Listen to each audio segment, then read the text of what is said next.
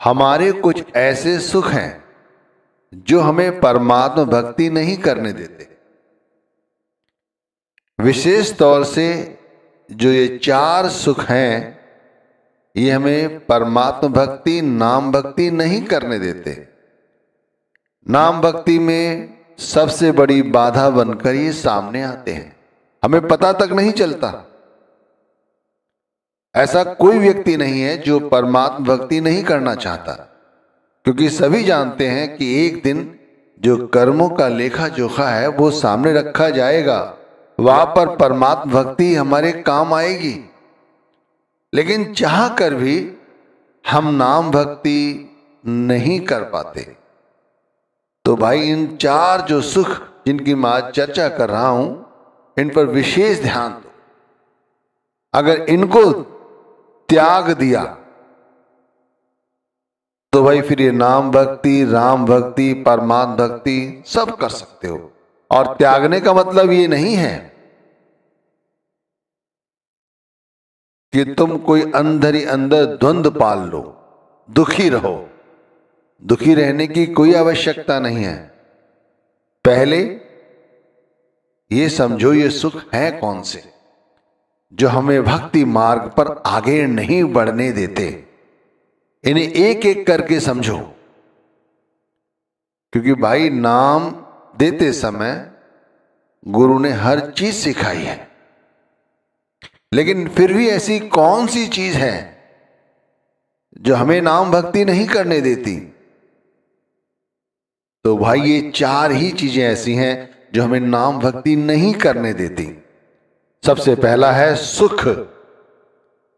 सुख हमें नाम भक्ति, परमात्मा भक्ति नहीं करने देता। सुख, जब सुख आते हैं तो व्यक्ति परमात्मा को सबसे पहले भूल जाता है।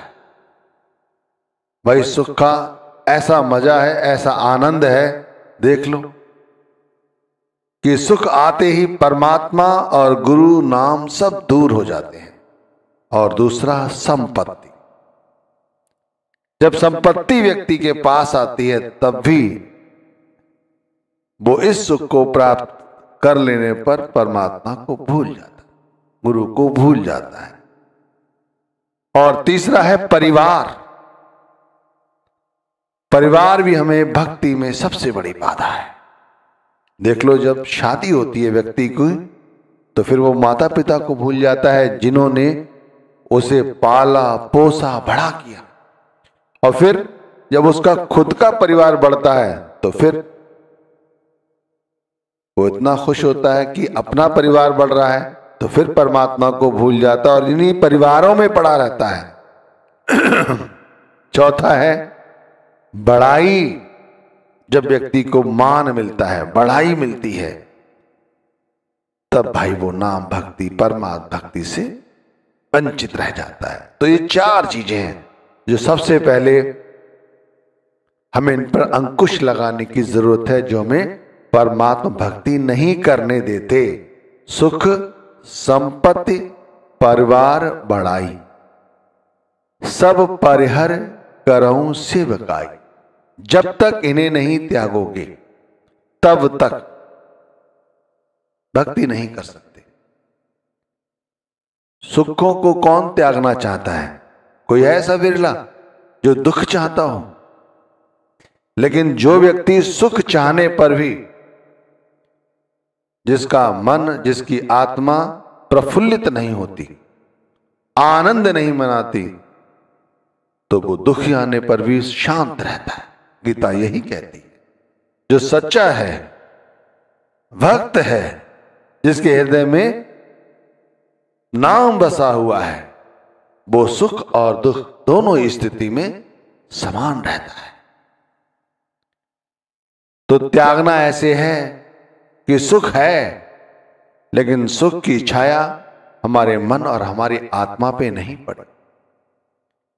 संपत्ति बढ़ाई है, मेहनत की है, बढ़ाई है, ठीक है, लेकिन इसका प्रभाव हमारे मन और हमारी आत्मा पे नहीं पड़ना चाहिए।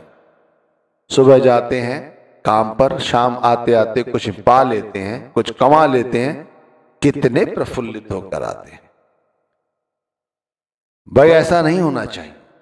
आप प्रफुल्लित ही जाओ और प्रफुल्लित ही होके आओ, इससे कोई फर्क अगर अंदर आपके पड़ता है तो समझ लीजिए अभी आप परमात्मा भक्ति से कोसों दूर हैं। परिवार साथ नहीं जाएगा। जब हमारा वक्त आएगा हमें बुला लिया जाएगा, वहां परिवार से नहीं पूछा जाएगा कि इसने तुम्हारे लिए क्या किया, तुमसे पूछा जाएगा कि परिवार को छोड़ो, तुमने परिवार के साथ रहते रहते परमात्मा को कितना याद किया। मान बढ़ाई में इस कदर उलझ जाते हैं तो भाई परमात्मा को ही भूल जाते हैं, गुरु को ही भूल जाते हैं। हमारे अंदर जो 5 विकार बैठे हुए हैं, हमारा मन इन्हीं 5 विकारों में उलझा रहता और हमारा मन चाह कर भी इन विकारों को नहीं छोड़ पाता, फिर दुखी होता है। मन 5 के वश परा, मन के वश नहीं 5। जित देखूं तित दौ लगी, जित भागूं तित आँच। आप देख लो दुनिया में चारों ओर, आप जिधर चाहे उधर देख लो, हर तरफ इसी मन का पसारा है, मन का। हर जगह मन अपनी चालें चल रहा है, जिधर देखो उधर मन ने तांडव मचाया हुआ है। ऐसी आंच लगी हुई है, ऐसी आग लगी हुई है कि ये आग हर व्यक्ति के मन में है, हर व्यक्ति के मन। हर व्यक्ति इन 5 विषयों के सपुर्द कर चुका है अपने आप को। ऐसा नहीं होता कि मन जो 5 विषयों में है, ये 5 विषय मन के अधीन हो जाए। नहीं भाई, ये नहीं होते। ये केवल जब ही होंगे जब हम ये जो 4 विकार हैं, सुख, संपत्ति, परिवार, बढ़ाई, इन चारों को नहीं छोड़ते। इन्हें छोड़ो और नाम भक्ति करो। फिर ये शत्रु मित्र जो हमें दिखाई देते हैं, सुख दुख, ये संसार की जो माया है जिससे हम लिप्त रहते हैं, ये अपने आप हमसे छूट जाती है। अपने आप पहले सुख और दुख, इनको समान समझो। हमारे पास कुछ है या नहीं, इससे कुछ फर्क नहीं पड़ता। हमारे पास गुरु का नाम है, इससे फर्क पड़ता है। ये हमें दूसरों से अलग करता है, इसलिए इस नाम को साधो। घर परिवार में रहो, घर परिवार की चिंता भी करो, जरूरतें हैं तो चिंता भी करो, मेहनत भी करो, लेकिन उन चिंताओं को इतना ना बढ़ाओ कि वो तुम्हारे भजन को, तुम्हारे सुमिरन को हर लें। कुछ पा लिया है, कुछ मिल गया है तो मालिक ने दिया है, अब वो ले भी लेगा। ध्यान रखना, क्योंकि यहां से ये संपत्ति, ये मान बढ़ाई कोई साथ लेकर नहीं जाता, तो वो ले भी लेगा। तो यदि वाकई में चाहते हो कि सच्ची भक्ति करनी है तो भाई इन 4 विकारों को छोड़ दो और रहो ऐसे जैसे कमल का फूल पानी में रहता है। सभी के साथ रहो, ना सुख का, ना संपत्ति का, ना परिवार का, ना इस मान बढ़ाई का, कोई भी किसी भी तरह का अहंकार मन में नहीं आए। और हर वक्त गुरु के नाम को जपते रहो।